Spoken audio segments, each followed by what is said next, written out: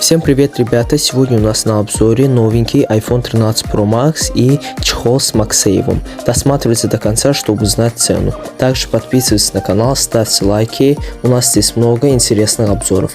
Я заказал iPhone 13 Pro Max вот в таком зеленом цвете. Соответственно, чехол для него я заказал тоже зеленого цвета.